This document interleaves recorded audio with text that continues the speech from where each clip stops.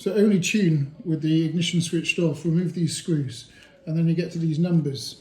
To decrease the power, put it on button 2. It comes in position 3, which gives you the power stroke economy setting.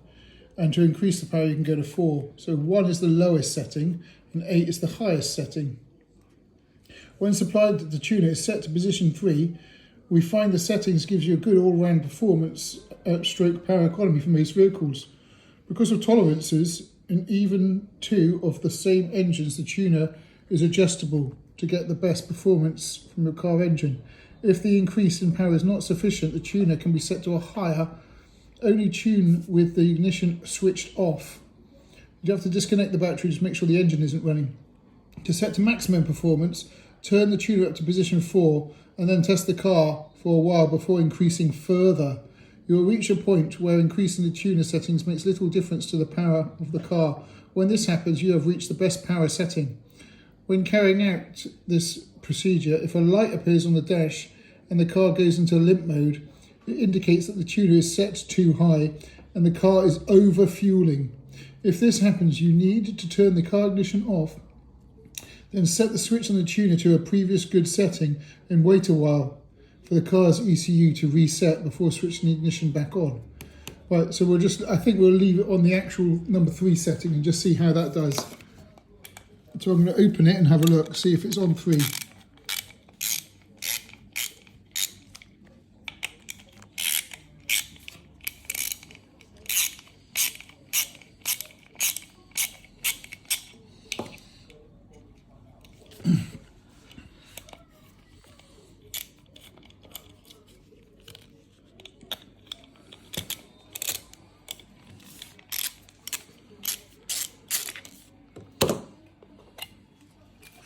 So, as it said, it's set to setting 3. So we'll leave it on that and we'll take it from there. So according to the instructions, you take the engine cover off and unplug the common rail wire and then plug this in between. And then you've got quite a bit of wire there and then some cable ties to attach it somewhere else out of the way of heat. Pretty straightforward. So remove the plastic engine cover, locate the common rail fuel sensor using the images as a guide. When you have located the sensor, unplug it from the engine and replace it using the female connector to your diesel system. Attach the female connector that you have removed to the engine and the male connector to your diesel tuning system. Make sure all the connections are secure. Secure it out of the way of excessive heat using the cable ties. So take the engine cover off. It will be under this rubber, you will find the common rail. And then the common rail is here. Okay, so that's what you unplug. Tuning box fits here to 3-pin sensor plug at the end of the common rail, there. So this is the common rail and there's the plug right there. So let's go and have a go.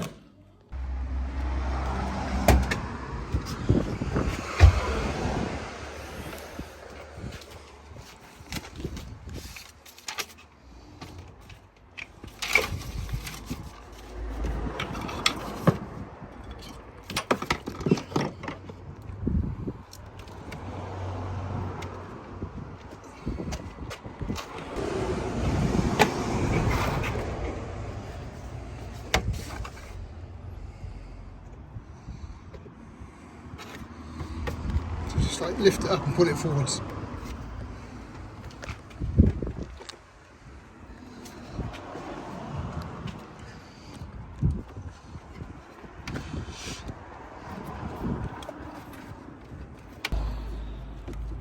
So that's it there.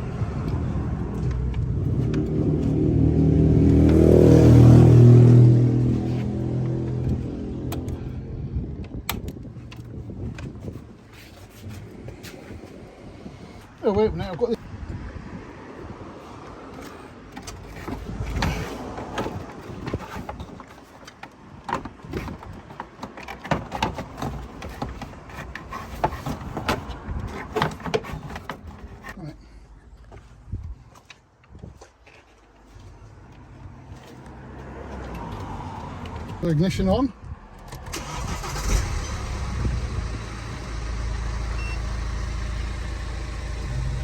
No unusual warning lights, just some light bulb errors. What I have before, put your seatbelt on so the seatbelt light goes out.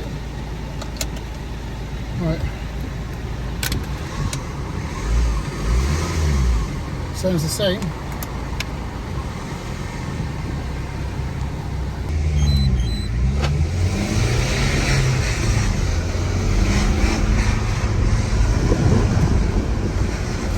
Does feel a little bit better.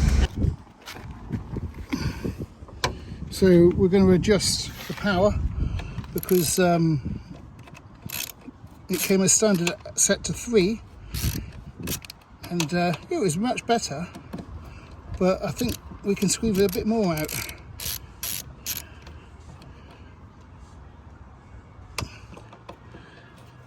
And you can go all the way up to 8, I think, but we'll just go up one. The instructions recommend going up one at a time and seeing how that turns out. So if we take this part off, okay, so we push number 3 up and we push number 4 down. Okay, you only have to have one of these down and all of them up, and obviously keep the lid on, but we're just going to go and test it and see what we think, and then we can adjust it again later. I'm just going to get to the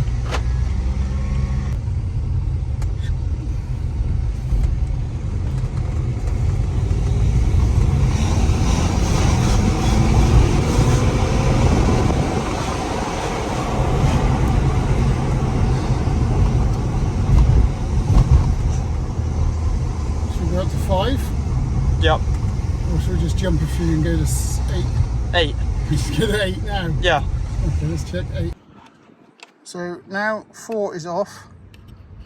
Put 8 on. Okay, that's maximum. Let's see what that does.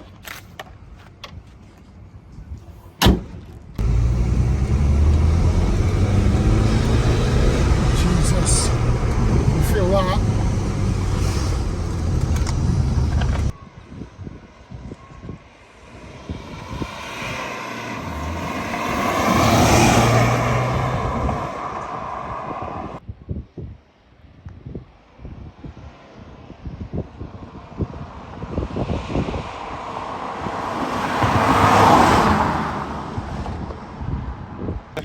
So after the road test, we decided to keep it on number 8 for the time being. So we're just going to screw the lid back on.